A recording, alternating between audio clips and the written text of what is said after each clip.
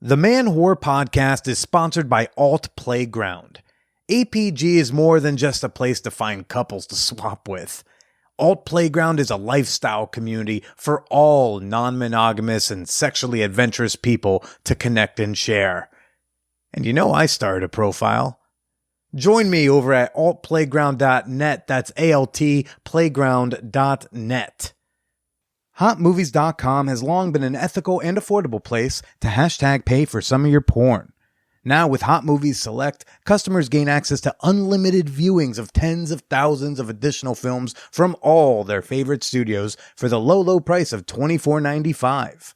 Visit HotMovies.com, click Select Unlimited, and use promo code MANWHORE at checkout so they know who sent you. Now let's get to the show. Welcome to the Man Whore Podcast.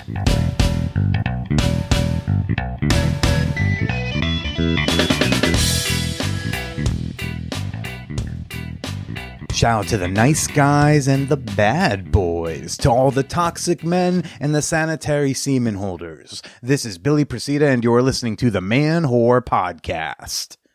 Hey, welcome to the show if you're new. Welcome back if you're not. I am your host, the comedian you forget is a comedian because you're like, it's not a comedy podcast and he's kind of funny, but I wouldn't say he's like funny.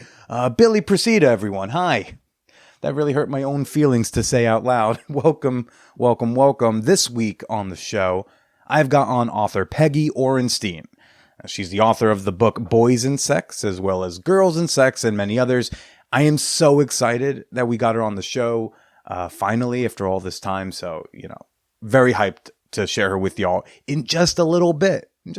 But first, here in New York State, everyone over 30 is eligible to get a vaccine. Hell yeah. We are getting vaxxed up in this city and nationwide.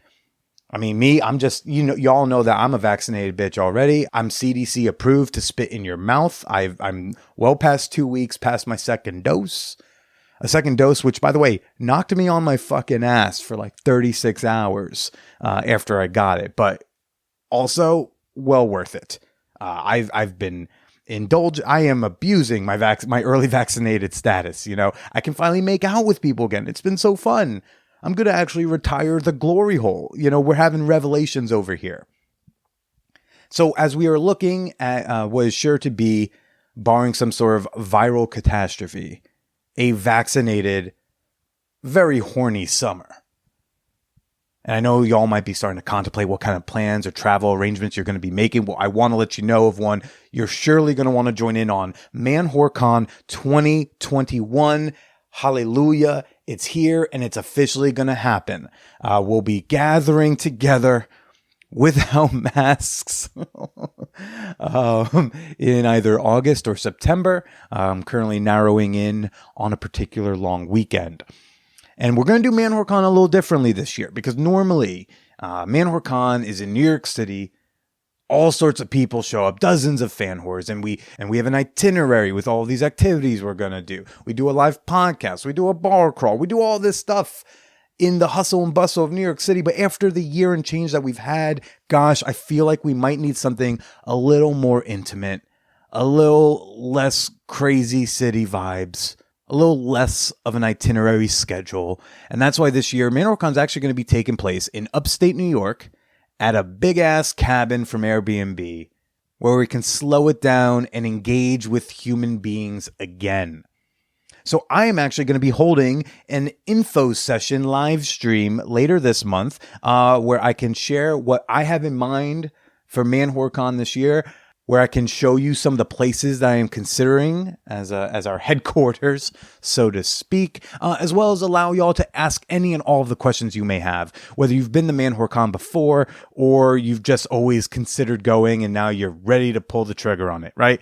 It's a great opportunity to show up and say, hey, Billy, is this an orgy weekend? And then I can tell you, no, it is not an orgy weekend.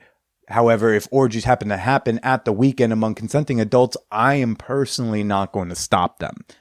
Just an example of one question we might get. So, Man Whore Con this year will have limited availability because it will be at an Airbnb depending which one. It's probably going to be able to have 12 to 20 people.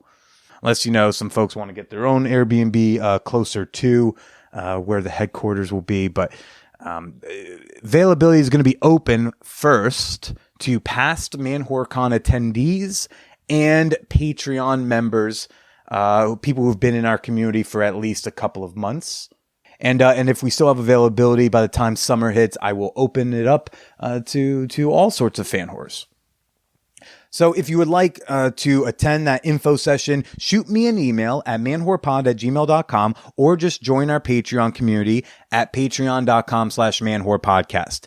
I say that because it's probably going to be live streamed through Patreon, but if you email me because you're curious, I can get you in on that without you having to join just yet. But God, am I excited to see you all. Oh boy, I'll have to bring the Motor Bunny again like we have before. Speaking of which, unofficial plug, but I have an affiliate sponsorship with Motor Bunny because I've been working with that brand for many years at this point. And so when I have an affiliate deal, I can actually see, I get notified every time someone buys a Motor Bunny or accessories for the Motor Bunny with my code or with my link. And y'all have been I see where y'all are putting your stimulus money. Okay. You took that $1,400 and you were like, I'm going to use about 1,000 or 1,100 of it on the best vibrator in the world. So shout out to all of y'all. I would love to see any pictures or videos of you using your Motor Bunny in action. But there's never been a better time to get your hands on a Motor Bunny. They even have a new product called the Motor Bunny Buck, which is like a thrusting machine. It's actually the only saddle style fuck machine that exists on the market. So if you're curious about Motor Bunny, if you're thinking about investing in your pleasure, head on over to manwhorepod.com/Motor Bunny. And you'll get access to an exclusive fan horde deal, as well as, they throw a few bucks my way, which is kind of nice. So again, manwhorepod.com/Motor Bunny. Before I get to this week's guest, Peggy Orenstein, last week I actually told a sex story of a stranger play encounter I had. I guess it was 2 weekends ago now. I ended up, for various reasons, cutting it out, partially for time. So I cut out this roughly 10-minute story, and I just released it exclusively on my Patreon for all of my $5 and up fan whores. So if you want to get access to that story, I'm going to warn you, it's not really a sex story. I tell the sex story and then I talk about my reactions to said sex story because Billy had some revelations about what the future of his slutitude might be. And if you would like to hear all of that, as well as gain access to over 200 bonus episodes, head on over to patreon.com/manwhorepodcast. That's Patreon, patreon.com/manwhorepodcast. When you become a member, you also get a fan whore appreciation moment like this guy right here, Joe Manny B. Thank you so much for being a fan whore. I don't really think it's fair that you're probably way older than me, but look so much better than I do. It's offensive, but I appreciate you supporting this slutty podcaster over here. And now for this week's guest, Peggy Orenstein. Oh, M's and G's. Big fan of this one on Twitter. Very excited to read her new book, Boys and Sex, Young Men on Hookups, Love, Porn, Consent, and Navigating the New Masculinity. This is actually her first book on boys. Previously, Peggy has written a whole lot of fabulous books about women and girls. She's written books called Don't Call Me Princess, Girls and Sex, Cinderella Ate My Daughter, and Schoolgirls, as well as many others. So, you're not just going to want to get Boys and Sex after this conversation. You're going to want to get the whole damn catalog. She was just a goddamn delight. And I just kind of sat there in awe. I mean, I know I talk a bit in this episode, but while I'm talking, I'm thinking, don't fuck up, Billy. This is Peggy Orenstein. She's two small things I just want to acknowledge real quick. One, because of the microphone that she was using in the space she was in, I did the best I could in post, but you still might hear some light humming at some points during the conversation. Hope that doesn't put you off to the content of it. And also, this was at some point we talk about Governor Andrew Cuomo, and this was recorded about a month ago. And it was recorded after the press conference, but before things really escalated and the number of women accusing him of various behaviors really start to pick up. I think at the time we were still just at like the 3, and we were all like, let's have an investigation, and then we're going to take action upon said investigation. Shit has changed. So if I sound nonchalant, it's because it's before things got even worse on that end. And if you're not familiar with what's going on with the New York governor and his sexual misconduct or sexual assault allegations, then there's a Google machine for you. Highly encourage you to check that out. But Peggy was phenomenal. Let's go talk about boys and sex and so much more with Peggy Orenstein.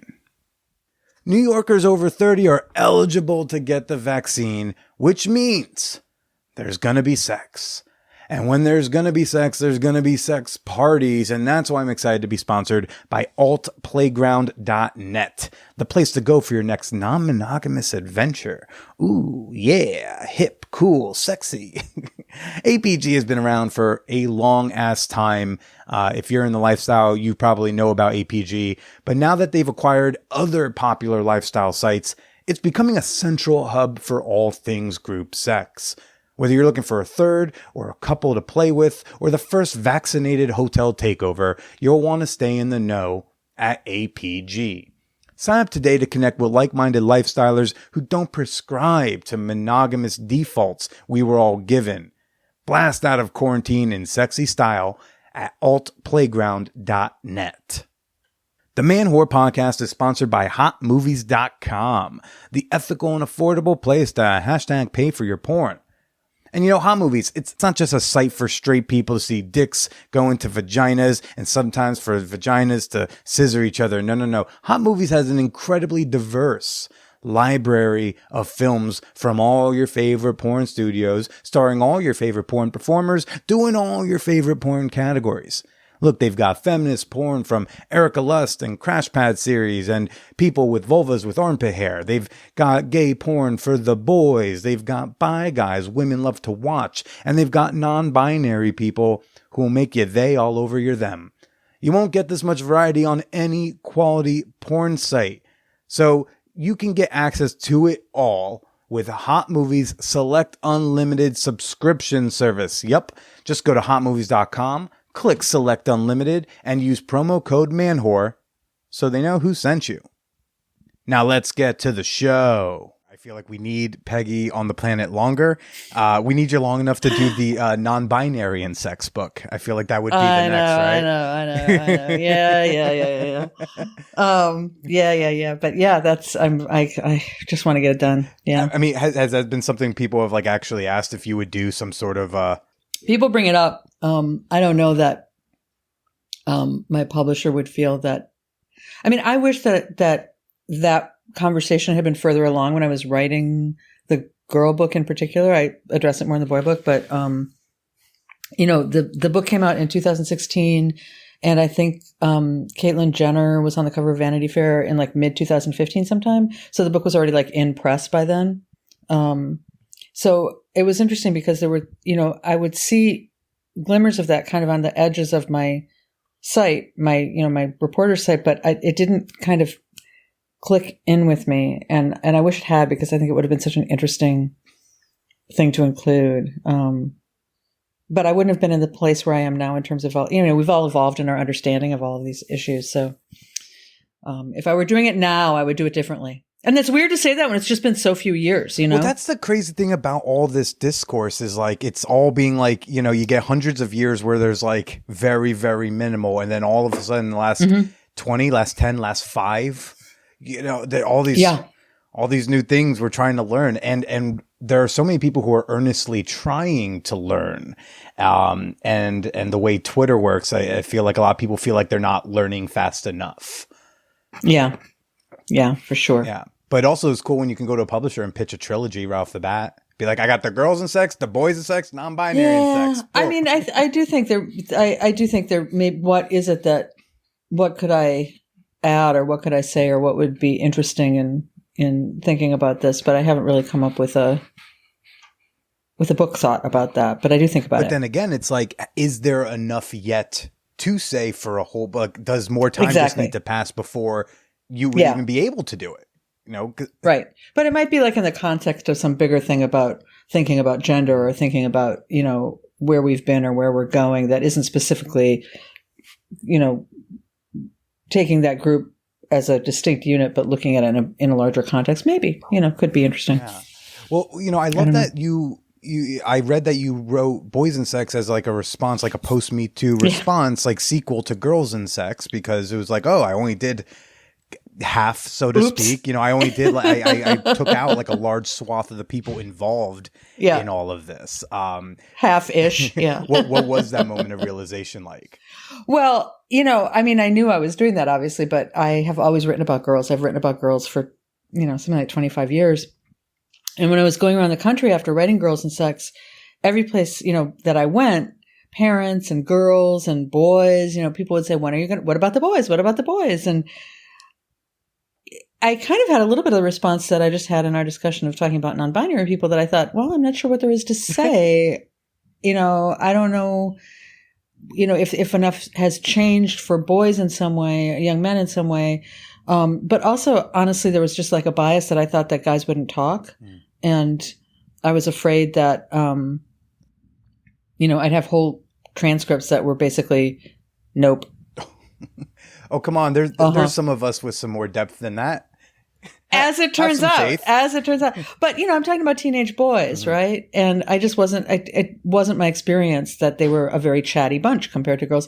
But in fact, when I did go in that kind of open-hearted, curious way, in a lot of ways, they were more forthcoming than the girls. And I think that they were really grateful to have a rare opportunity to kind of, reflect and to explore their interior lives. And, there's a contract sort of when you're talking to a reporter, obviously, that you're there to you've already agreed that you're willing to do that. They couldn't all do it, but that was true of the girls too. Are you having like parents are like sitting in on these since they're like teenage? Oh, no. Okay. Just checking. Oh no, that wouldn't work. No. If they're under 18, usually through the school, I got some sort of parental permission. Okay. But if they're 18, it doesn't matter. They can do whatever they want to, obviously. But they were so interesting and thoughtful and reflective, and it just kind of wasn't. It's not how we think about boys, and it wasn't what I thought I was necessarily going to get. So I actually did start before the Me Too allegations. It was a little bit before, and within really a couple months, those started to come in. So that definitely turned people's attention to what was going on with boys. But I felt like it was that overall, that was a sort of negative inroad. And while it was super important and understanding consent and harassment and assault and everything was obviously a big part of it, I also thought that it opened up this opportunity to talk to boys about, in a kind of more, I don't know, I guess positive way about sexuality and masculinity, and ask some questions that they don't usually get to think about. And it just sort of created an opportunity, I think, for me. It's astonishing, I think. Because I think it's interesting that you expected like, oh, what will I even get out of the boys talking to them? But like, I think when boys or men are put in a container where it's okay and safe to just be emotionally vulnerable, way more will do it than you think. I was fortunate enough, I went to this like alternative boarding school, a lot of like seminaring, talking about your feelings. So that was like ingrained in the culture there for 4 years. And so when I graduated, like all through college, I would get random male alums who I was never friends with. I didn't get along with the boys. They were the mean ones, but I would randomly get them and they would just start. And now whether or not they were intoxicated when they did so, just needed to talk to someone about dad, or need to say like, oh man, struggling with this. Because there was an unspoken code at Hyde, my high school, where you could kind of do that. But like, it was astonishing that these boys, some of them who bullied me, thought like I was someone they could talk to. And they knew, because like I was always very open about my emotions and feelings. I think when they think like, I'm not going to get called a pussy, I'm not going to get called this, I'm not going to be thought of as weak, I think they're way more willing to be forthcoming. But just when they don't have to live up to masculinity. Right. And I think, there's a couple of things that makes me think of. One is that I was really worried about doing this as a woman. That was the other piece of it. I thought, maybe a guy should be doing this book. But the truth is that when guys do confide, most often it is to a woman. And that has its own issues about like who does the emotional labor and all this kind of thing. But I felt like in the end, for anything that they might not have told me because I was like, looked like their mom, there was like stuff that they did and it was worth it. So there was that piece, but also, everything that you just said about vulnerability and emotional suppression and all of that, that was so core to, to sort of the lens through which I was refracting everything in the book because, I felt like when I wrote the girl book that the sort of baseline thing was girls are systematically disconnected from their bodies by the culture.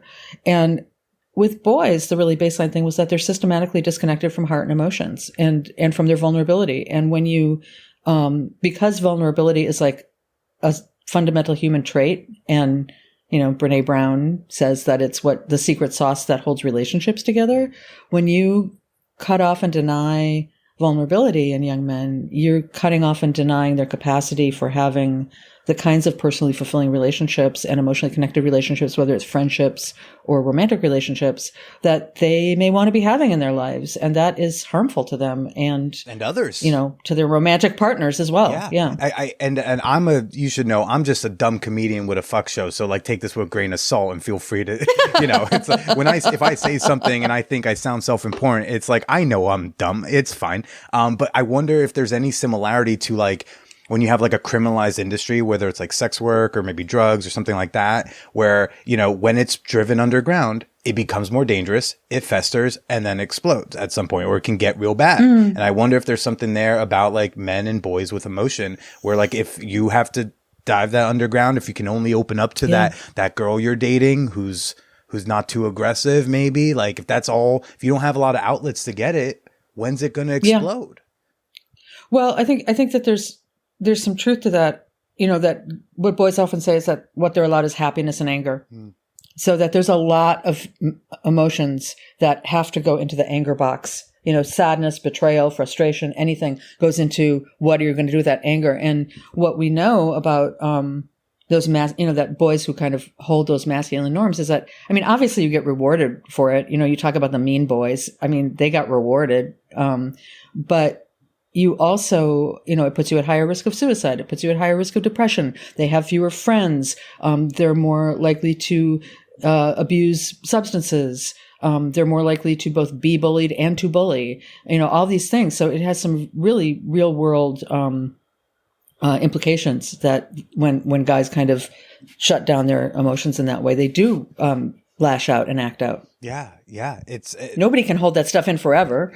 It's really terrifying. And I also was like skeptical about like how many men will really open up. And then I actually got a few years ago into group therapy because I'm a professional comedian, so I can't afford full therapy on my own. But it's group therapy, and it was group with men, specifically men, all similar age range. Like I think I'm 31 now, and I'm the oldest.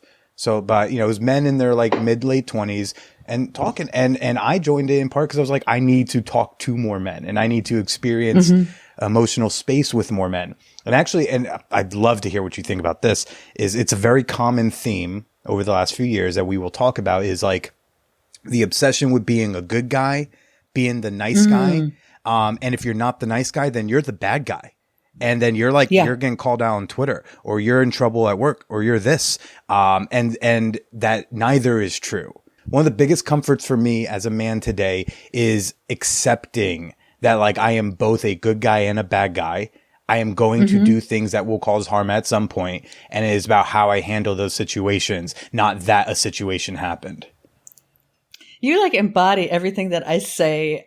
I would like to happen. Can you tell Twitter this? Because sometimes social media, forget it. But yeah, I think that's exactly right. The fact that there's this good guy, bad guy dichotomy, and that you are either one or the other, and there's no complexity, and we don't talk to boys about. Obviously, you don't want to say, and it's fine if you assault somebody, but if you make a mistake, make you a wholly bad person. And it's not the making of a mistake. It's how you take accountability for that and how you move forward from that. That is the test of your character and your humanity. And I talked a lot in the book in terms of the assault stuff, that if we only have good guys and bad guys, it makes it almost impossible for a guy to take accountability, because if you see yourself as a good guy, then you can't, and only bad guys do these things, then you can't possibly have done what people are saying and you're doing. Every because then you'd call be out a is going bad to be guy. met with defensive energy because I have to defend this good guy status I have. Yeah, and the boys talk about that a lot in the book. And there's a whole chapter in the book called "I Know I'm a Good Guy, But," because I can't tell you how many young men I talked to used that phrase to me, where they said, we'd be talking about something and they'd be like, I remember, one of the boys, and I talk about this in the book, one of the boys just sort of paused at a certain point in the interview. He was a senior in high school. And he sort of seemed to be like sort of looking up in the sky, and for a second, then he just sort of went, "Oh, fuck it, I'm going to tell you this." And he told me about a time when he thinks he crossed lines and isn't really sure, because it's not really clear. Maybe he did and maybe he didn't. I can't say, but he thinks he may have, and he didn't ever acknowledge it. And he, used that phrase, "I know I'm a good guy, but," and I would hear that, "I know I'm a good guy, but," and I think like, what do we do about that? What do we do about the "I know I'm a good guy," but because he wanted to be able to take accountability, to apologize, to find out if what he believed might be true, maybe she didn't perceive it that way, all these things, but he didn't know how to do that and didn't feel he could do that. And then the final chapter actually is about a guy who is through the school that he's in. They have a restorative justice program. And it's a whole story of this two people where, he really, he liked this girl a lot, and he ends up kind of coercing her into going home with him, coercing her and pushing her into, performing oral sex on him. Over time, it takes like 4 years. She realizes that's assault. He realizes it's assault. she falls apart. He falls apart. Blah blah blah blah. Finally, she goes and decides to do this restorative justice thing, and it's so. And you have to. The guy has to be able to acknowledge, or the perpetrator, whoever it is, acknowledge that they've caused harm.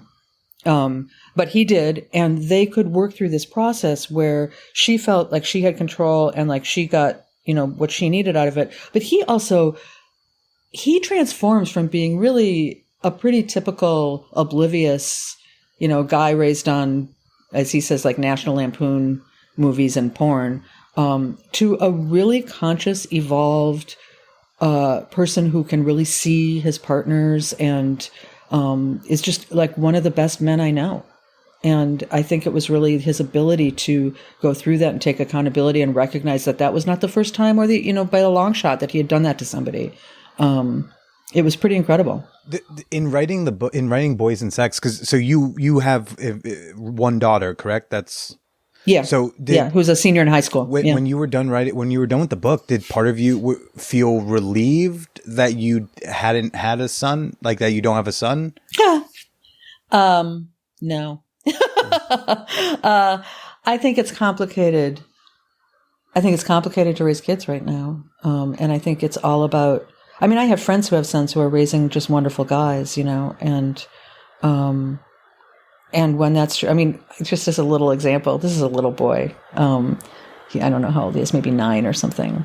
But one of my friends has a little boy, and I was having a hard time recently, and she told him I was having a hard time, and he went in the other room and he got the stuffed animal that in their family they bring out when somebody's having a hard time. And he said, "Mom, take a picture and send it to Peggy so that I would have the stuffed animal when he, and I was just like, how sweet is that?" And I know she works in sexually transmitted diseases.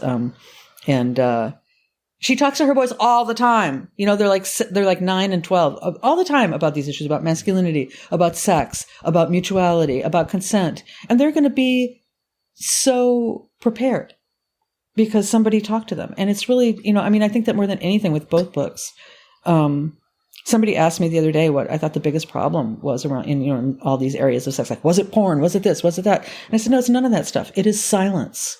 Silence is the problem. The fact that we do not talk to our young people in real ways, that is the problem. And it's a generational problem because like, at least like your friends and a lot of people raising kids who are more conscious now, you say your friends raising good sons, and those sons, if they have children, can raise better children too. Yeah. But the difficulty today is like we've got people who are both trying to learn and teach simultaneously. And like my sister just had a little niece like three weeks ago, and I don't know. Congratulations. Yeah. I can't wait to play uncle and like have all the fun and no responsibility. Yeah. I want to be that. That's my goal in life.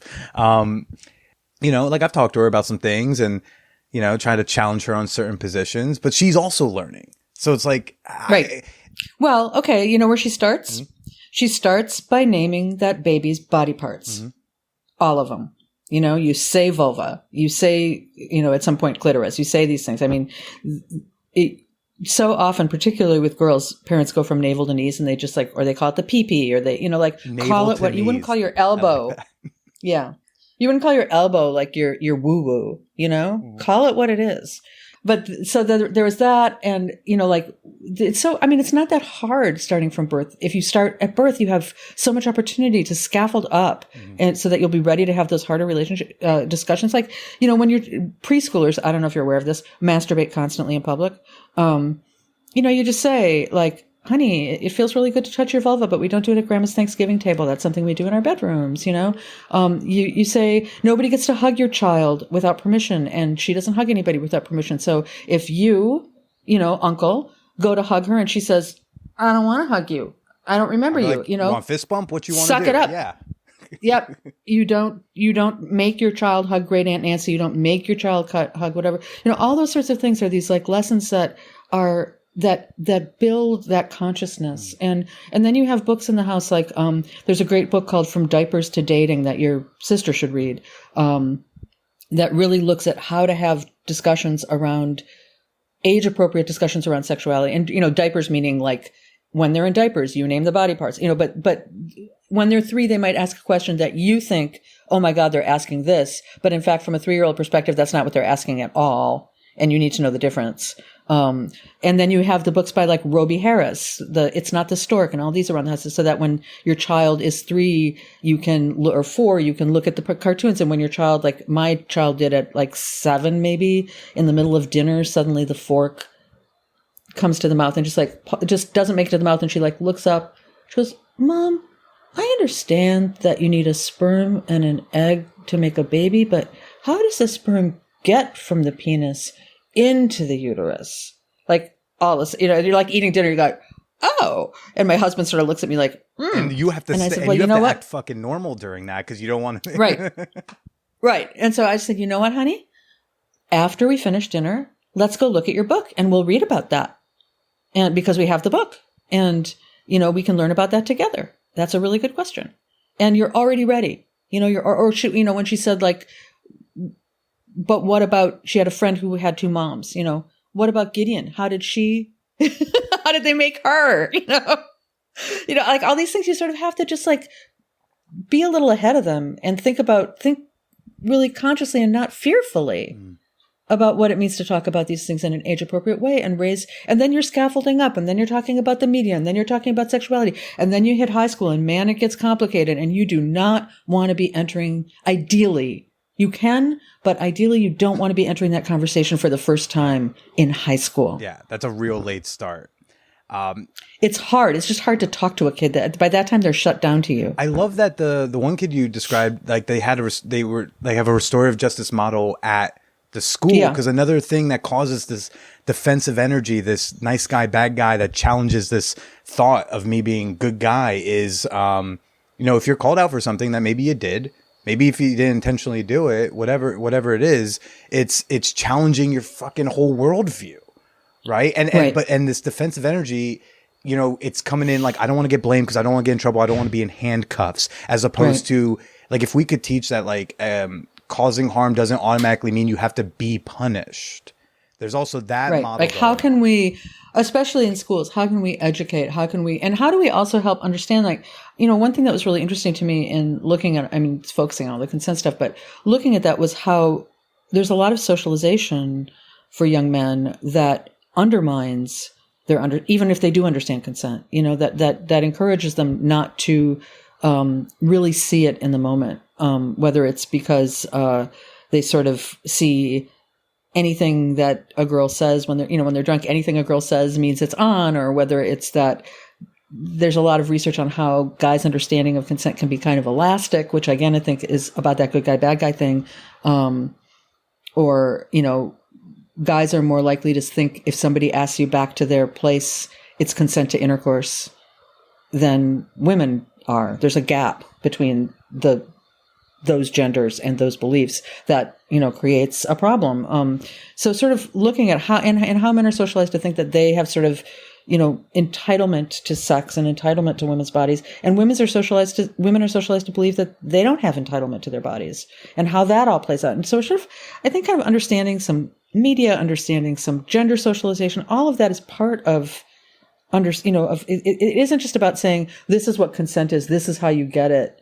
It's so much bigger than that. It's so much more about understanding kind of our humanity in the world in a way. Which is so much more difficult because it's so much more difficult to define, because I think a lot of people, especially men, want like some rules. They're like, fine, whatever. You want to change the rules, change the rules. Can you just give me the rules? But it's like, we can give you some basics, but underlying that is like, be empathetic. Like that's really the old underlying rule. If you're empathetic, that will be your guiding star, but it's hard to teach empathy. Yeah. Hard to teach empathy. Yeah, it's true. And yeah, that's absolutely right. Is there anything from writing Boys and Sex that you kind of learned and discovered or were surprised by that then maybe altered or added to your understanding of what you wrote in Girls and Sex? Well, one thing was that there were way more guys than I would have imagined, and that at first I could hear really, that we're talking about unwanted sex, unwanted advances, and how they dealt with that. And sometimes it was, something that they thought was kind of funny, or sometimes they thought it was awkward or whatever. But sometimes, especially if it was a younger guy who had not, that was one scenario. Yeah, soon. That was one big one. And the other one was just, that was a big one. Or somebody who was like slightly religious, or, if there was, but that power dynamic and feeling that they had not been able to say no, that they were, taken advantage of, molested, assaulted, whatever they wanted to try. They would go into sometimes the same, the kinds of behaviors, the kinds of self-loathing, the kind of, just spiral that we associate with girls and being assaulted. And it was really hard for me, honestly, to see that for a while. And it was the boys. I had boys either who were in my interns or boys who I'd interviewed repeatedly who said, I think you're missing this piece. And I have a friend who's had this experience, and I think you should talk to him. And I had to really be kind of like told that this was a thing. Because as a woman, to be told like, hey, you're missing something. No, I felt very, actually it made me feel great because it meant that they trusted me. So that meant a lot to me, but trying to understand the experience of men and unwanted sex. And when you are talking about like consent and everything, if you're not allowed to say no, if you're not allowed to have that agency over your body, that you should anyway. Period. Boom. You should have that. But if you feel that you're not allowed, how could you really understand somebody else's no? If you can't say it, how can you hear it? So I think, that also has both ramifications for the person and also for people around them. In my college years and early 20s, like the latter half of my college years, early 20s, I, stopped wanting to have penis and vagina intercourse the first time I hook up. PVI, just go there. Yeah. PVI, PVI. Okay. Yeah. Uh-huh. I would tell people, I would like warn them almost. I would be like, hey, by the way, we can go upstairs. Just, I want to do this. We can do all these other things. I want to hold this to the second time. You want to come, you want to fuck me? You still want to fuck me after this? Let's hang out again. But for now, and I got so much pushback from older women.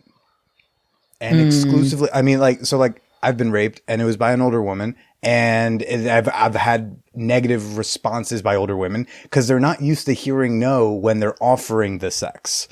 And it was like, it was so uncomfortable. I'm just like I've had women raise their voice at me, like audibly yell at me. They're like, "You're not going to fuck me? You're going to do all that?" And I was like, "Are you allowed to do this?" Yeah, no.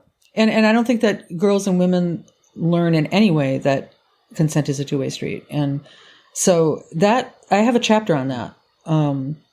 And it was a really meaningful and important chapter for me to write. And it's one that I've had arguments sometimes on podcasts and such with male hosts about it, who have been like, somebody had, 30-year-old had come after me when I was 16, I would have been, that would have been like my dream. And, maybe you think so. Maybe it would have been, but maybe it wouldn't have, or maybe it would have felt like that at the time and it wouldn't have later. I mean, it's just really hard to, have that discussion sometimes, but certainly there was much more experience of unwanted sex and ultimately boys who wanted to talk to me in order to tell a story like that than I would have ever imagined. And I'm glad that you were open to that type of feedback, and also to admit that you changed. I feel like people don't want to admit that they changed their mind on something. It's like, no, I've always had this very perfect set of beliefs and philosophies. So I think that's really great. Something else I think men are lacking, I'm curious if this is in the book or something you've, talked to people about, was we don't have, and this is what broke my heart about the Louis C.K. debacle in particular. I've said this on the show before. We don't have examples yet of like a guy who did something we wouldn't say has to go to jail, but needs to go away and do some growth and change, some inner work, and like step aside for a bit and then come back and then like re-enter society. In a way, like what's the pathway? Yeah. So I don't think men have that example. And so when I actually watched the Cuomo, I don't know if you saw the Cuomo press briefing earlier this week, or if you're familiar. No, I didn't. I read about it, but I didn't see it. I know the case. Right. So whether or not you believe the governor is sincere, he was saying all the words I feel like I've been hearing women say they want a man in power to just publicly say. And so like for me, I watched that being like, I mean, whatever about him, I'm just happy someone's saying these words on the TV. Yeah, who's really was great though.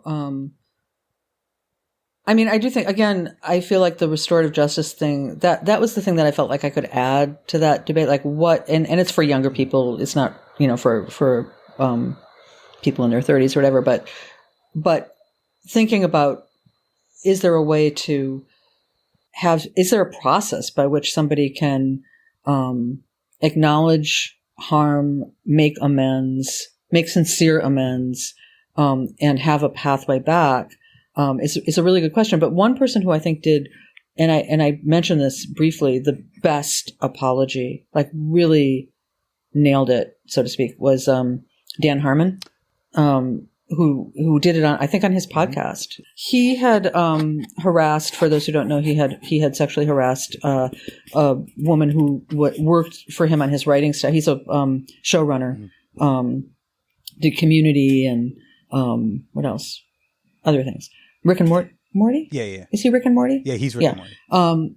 Yeah. So when he was doing Community, he harassed a younger female writer, and deny, and recognized ultimately that yes, he had done that, and yes, he had really harmed her, and he had also tried to destroy her career, and he read an apology on his podcast that was so sincere and excellent. And she then, I think, tweeted, maybe he did have her on after, but she tweeted like, yeah, that went along, that was a great apology. That was how you apologize.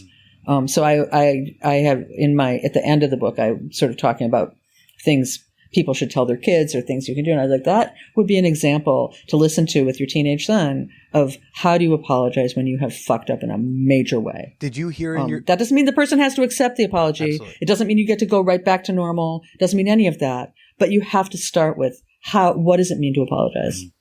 Did you, in your interviews with these young boys, did you hear any fear about getting called out, Me Too, however you phrase it. Yeah. Yeah. And, I feel mixed ways about that. I mean, I think I hear more fear from parents. Mm-hmm. When I speak to parents, I do a lot of public speaking and, the parents of the 15-year-old. And my response is often like, well, how have you talked to your son about all of this? What education have you been giving him around positive sexuality, around media, around gender roles, around consent? What are the series of conversations you've been having so that that when he goes out there, around substance use, when he goes out there, that he is going out there with the best possible information, intentions, and ability to negotiate a situation. And usually they haven't, right? Usually they haven't had any conversations with their kid. They might say, and so, yeah, of course you're fearful. they might say, make sure you use a condom and no means no. That's about it. Yeah. And what they say is, what they'll say is, don't get a girl pregnant, don't get a disease, respect women. And as one of the boys said to me, I don't know what respect women means. That's like telling somebody, don't run over any little old ladies and then handing them the car keys. You don't think you're going to run over a little old lady, but you still don't know how to drive. Yeah. And I feel like that is where we are with our American kids. I mean, if that's what you're telling your son and you're sending him out there, then you are doing your son a tremendous disservice and setting him up to cause harm potentially and to then be harmed as well in that. And so the thing that I keep saying, again, it's the silence. And we don't have the luxury of that silence anymore in our culture between a new understanding of harm and also, a kind of toxic media. And we have to not only talk about those negative things, but also talk about the positive and what does a healthy sexual encounter look like? What is a positive mutual, whether it's a 5-minute encounter or a 50-year encounter, what is that about and how do you establish that? Yeah. What was like the biggest difficulty you had with the boys and sex book that maybe you didn't have with the girls and sex book? I know you thought it was going to be tightening up, but obviously when you started doing it, you noticed they wanted to be open. Right. It's funny. After a book is over, I forget every book has like huge challenges and they're always different and I can never quite, but after it's done, it seems like the whole thing was so obvious that I can't remember what it was like. In some ways it was, I will say that boys, on one hand, they were super reflective, and I did have that situation where, they would sort of stop and sort of admit to something that maybe they weren't proud of, but they also did more rationalizing than girls. So sometimes I felt like they were kind of false narrators a little bit, and I felt like almost like I could see an invisible girl behind them going, wait a second. And I actually did have the experience in several cases, after I'd interviewed somebody where girls would contact me and say, I heard you interviewed this boy and I suspect he didn't tell you what really happened. And that never happened with girls. That never happened with the girls. And I didn't end up using any of those stories actually, but, or figuring out how to handle that. But that was an interesting thing. Was there any one in particular that like super shocked you? You were like, this guy, what a great kid. This kid's got the thing. And then boom. Yeah. Actually, there was one boy who, he was telling me about breaking up with his girlfriend and over some issues of sexual dysfunction, and he was crying and seemed really heartbroken and really like he said, I love her, but I just have to let her go because it's just not going to work with us, et cetera, et cetera. And a couple months later, she got in touch with me and she said, I think he probably didn't tell you the truth. He was incredibly manipulative. He was controlling. He wanted to know my every move, like all this stuff that certainly was not apparent or, even hinted at in the interview that we did together. So, and in those, a case like that, I don't know what the truth is. I don't know. Is the safe move to not include the kid in the book at all then? Is that the safe move? So it was better I just took him out. Yeah. Yeah. Wow. And that's such a, I mean, some people, they hear about something that someone did, and then it's so different from what their perception of that person is. And it's like, you almost don't want to believe it because now you're challenging this person making an accusation is challenging your paradigm of this person close to you in your life. Yeah. Well, that's hard. I did talk to boys and it was something that I wish a thing that I did not end up writing about that I wish I had or had found a way to was, what do you do when when a guy that you really care about, when your friend is the person who's accused and you think it's a fair accusation. Like, what happens in your relationship to that guy? And who are you in relationship to? Do you just cut him off? Do you try to find a way to be in relationship with him and, help him see the error of his ways and be a better man? Where do you stand in all of that? And I had a couple boys who talked about that. But there's the aspect of it where the issue is really interesting, but then the aspect where as from a writer perspective, like the story doesn't quite work in a narrative form or in the book, so I can't use it. But I had a couple stories like that where I thought, that's a question I think that is a really powerful one for young men. Like, what do you do when you think, yeah, I think that I believe that is a true story about him, and I also love this guy. And what do I do? Mark, I don't know if you're familiar with who Mark Maron is. Sure, of course. Hey, yeah. Look, you're way cooler than a lot of people. Then that's sometimes I say Mark Maron, no. But Mark, and again, I bring up the Louis situation, comics, so it's just always on. Mark Maron, who is decades long friends with Louis C.K. When the New York Times piece came out, Mark, addressed that exact scenario. This is my friend of like many, many years. And this stuff, which all had happened like about, 10, 15 years prior, to when the article came out. But he's like, what do I do with that? And he's like, I think I have a real conversation with my friend who, at least in this scenario, his friend was not denying what he did. It was about how do we reconcile? We have a friendship. You've done some shitty things to some people. He ended up sharing his own story of being assaulted by a professor. And I thought that was, real interesting. Cause he's like, I'm not going to stop being friends with him, but like, I'm going to hold him accountable within the dynamic of our friendship. It's not just going to be like cheery conversation every time anymore. Yeah. It's also going to be like, what have you been working on, man? Who have you been talking to? Like, are you doing X, Y, or Z? And well, it's interesting. Yeah. I hope that, no, please. There were a bunch of those Louis C.K. people around him. Pamela Alden, I think, talked a lot about that, and Sarah Silverman. I didn't know Mark Maron did, but yeah, I think there's a lot of. I think that the wrestling that those public figures are doing, those adjacent public figures, is really important as well. Yeah, and I don't even know. I hope that if I was ever in a scenario, I've been called out for things that are all like word stuff on Twitter because, social media is what it is. But, I have felt grateful that I've had friends who were able to say, I don't think what you did here was good, but I'm going to talk to you about it and I want to help you do better. And so I hope that, we're not just, I actually read today an article on We Are Your Voice, about like abuse versus harm, how like to not conflate the two terms all the time, because that actually diminishes a lot of stuff, and how like we can't just be like, we dispose of people when they do bad things. There's got to be a way back, because otherwise, if there's no way back, what's the incentive to do better? I don't know. Yeah, it's complicated. I don't know. I spent a lot of time having this going round and round, but I think that having these discussions and trying to puzzle it through is just in itself what we need to be doing, and it's in itself valuable. And I don't know if you were giving advice to these boys when you would interview them or not. No. Okay. Well, not my job. That's fair. Well, I'll still pose a question to you. So, if a man is accused of some kind of sexual misconduct, well, let's put it in the realm of like, he's not being accused of rape or sexual assault, but something that is not okay. Cause I know the words for all this stuff is, changing, but I'm just trying to like differentiate. How should he respond? Like, what should his steps be in addressing and thinking, etc.?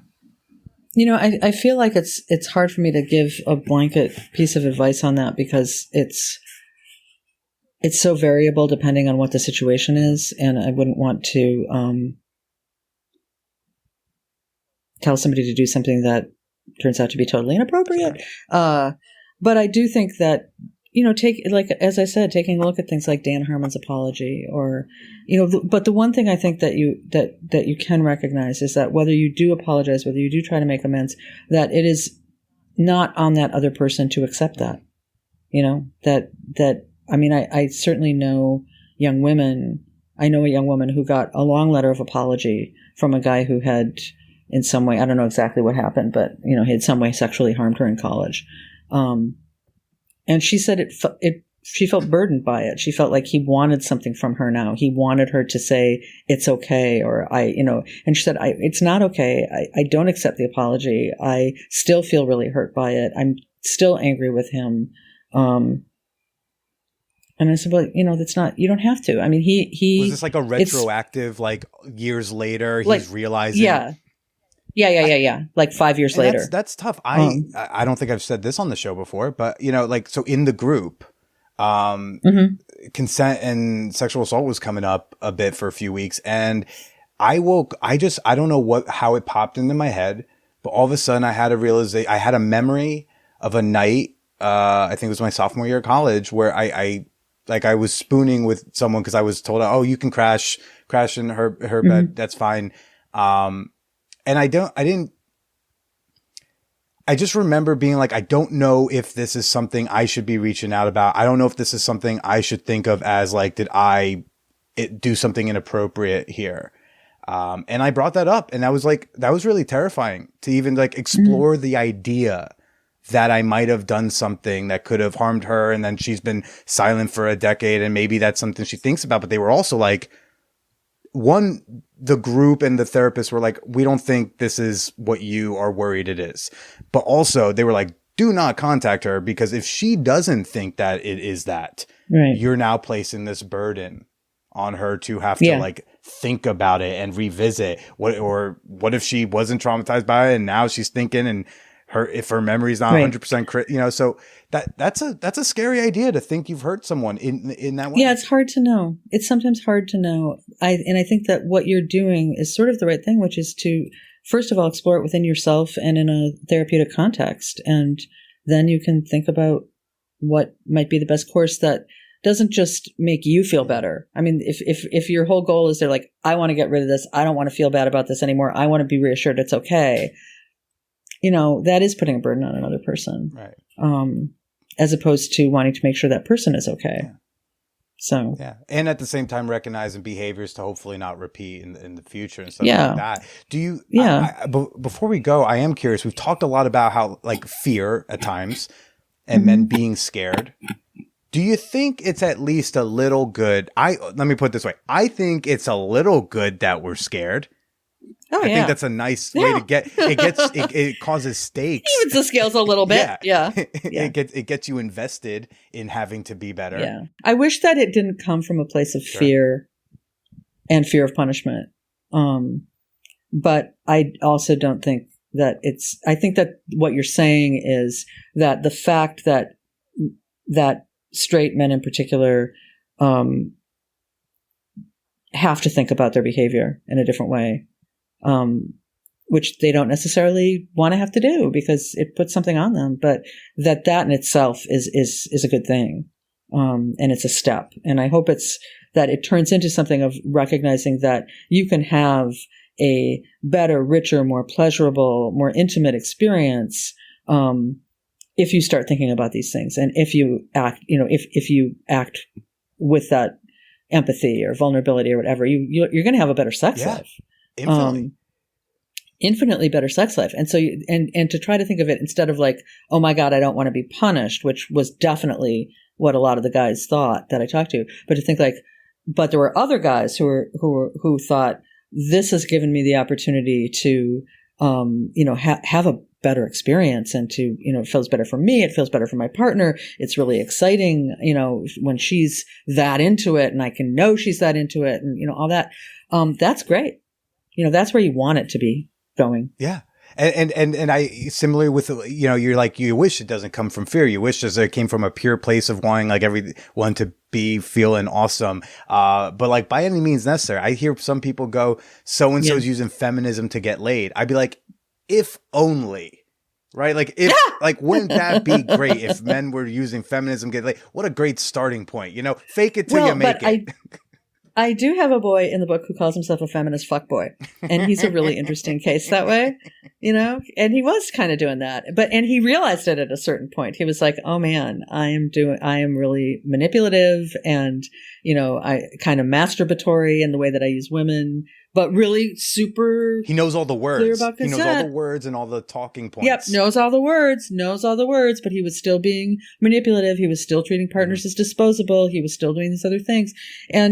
And he, when I met him, he was 20, which I think is actually still pretty young to be able to see that in yourself. But he was really seeing that in himself, and he was thinking about what it meant and how he wanted to move forward, because it didn't fit with his sense of his own ethics. But hey, if in the meantime, like you're coming from a place of like fake feminism versus like shittiness, like at least we got them showing up to the march for now while we work on it, you know, like at least, you know, for in the meantime, you know, I suppose so. But I don't know. I don't know how girls would, I don't know what girls would respond to that, you know, how they would respond to that. Well, but, you don't want it to be outwardly. But yeah, no, I know what you're saying. Yeah. But Peggy, this was fantastic.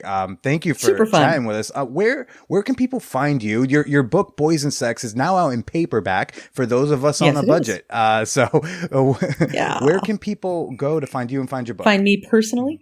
You know, I have a website, which is my name, Peggy Orenstein, ORENSTEIN, .com. And you can contact me through that, or find more about my books, or there's, for those of you who might be looking for resources, there's a lot of resources on there for, especially if you're a parent, for thinking about how to talk to your child about any of these issues at any age. So whether they are 0 or whether they are 25 or anywhere in between, gay, straight, non-binary, whatever it is, there's stuff there that you can access to help you have these conversations, multiple conversations. Fantastic. Peggy, thanks again for sharing the space with me. And why don't you go ahead and say goodbye to everybody? Bye, everybody. Thanks for listening.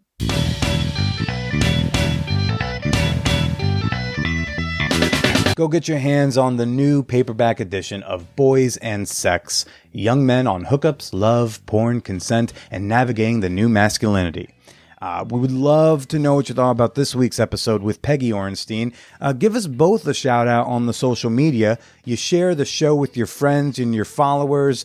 That helps grow the podcast, and tag us so we know what you thought. I am most likely at the Billy Presida, but all my socials, you know, they're in the show notes. You know, I'm on the TikTok. I'm on that. I'm on too many things now. So now I say, go check the show notes. Of course, I love getting your emails. It's one of my favorite ways to interact with listeners. Send me your comments, your questions, your criticisms, your feedbacks, all on over to manwhorepod@gmail.com. Also, shoot me an email if you're interested in that ManWhoreCon info session, especially if you're not a Patreon member yet. Connect with fellow fan whores in our free, sex-positive, and supportive Discord server, The Champagne Room. Not only will we have a channel dedicated to episode 377 with Peggy Orenstein, we also have all sorts of channels and conversations going on at the same time. We got Sexual Achievement Sunday. We got channels about art and movies and TV shows and sex toy recommendations and more. There's a link in the show notes, but you can also join us at manwhorepod.com/Discord. And if you want to have a little bit of a steamier conversation, maybe you want some dedicated one-on-one time with yours truly, maybe you just want to see what that dick actually looks like, I'll give you a hint. It looks like a lot of other average-sized circumcised dicks, but hey, I won't stop you from giving me money on my OnlyFans. It's free to follow and costs a little bit to have some fun. Head on over to onlyfans.com/callmebilly. Last but certainly not least, I appreciate and I want to give a shout out to all the members of the fan horror community on Patreon, both past, present, and future.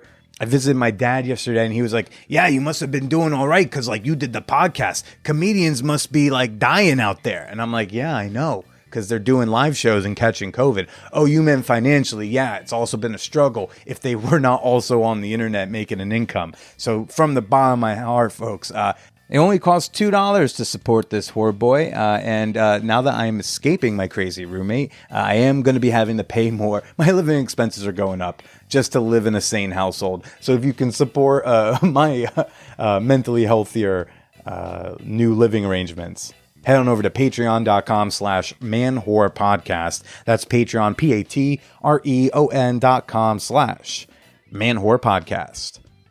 If you made it this far, then you probably made it this far last week, and which means you probably heard that this week was supposed to be the Glory Hole cast. And I'm like incredibly apologetic about it. I mixed up the dates. Next week, I swear, we have a totally real, normal lady person who just like wanted to suck a stranger's dick a bunch of times.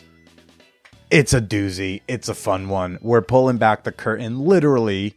So I hope you get to pull back some curtains in your life and stay slutty. It's the vibrator that has no equal. And now, Motor Bunny offers their thrusting sex machine, the Motor Bunny Buck. Enjoy a fan whore discount at manwhorepod.com/motorbunny or use promo code manwhore at checkout.